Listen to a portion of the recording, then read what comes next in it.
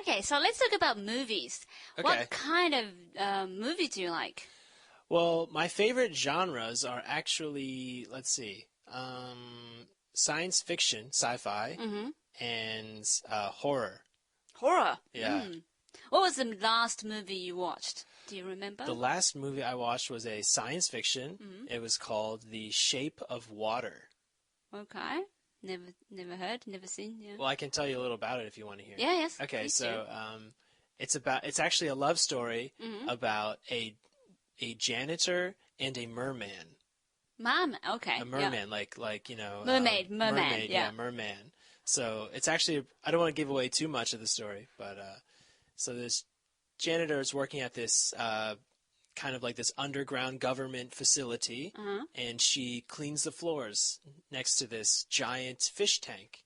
And she never knows actually what's inside, but one day, this merman comes up to the glass, and she sees him, and she instantly falls in love. But the beautiful part is that he can't speak. He can't speak English, right?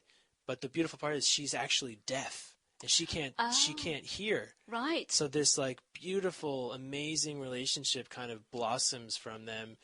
She teaches him sign language, and it's unbelievable. It's like a modern version of Romeo and Juliet, yeah? Kinda. Maybe. I mean, it's not like they weren't star-crossed lovers per se. Okay. No, it's definitely an interesting love story. Yeah, that's the last movie I saw recently. And what about horror movies? I actually like this movie called It. It's based on a book written by this horror author, Stephen King. Maybe you've heard of Stephen King. Yes, he's a super famous writer, author, right? So yeah, this is actually a story about like it's kind of a sci-fi horror mix. So it's like, of course, it's one of my favorites.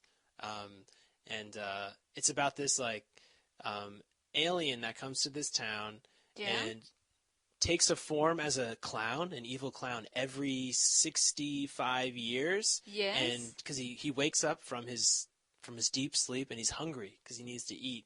So he takes his form as a clown and like kind of terrorizes this town every 65 years.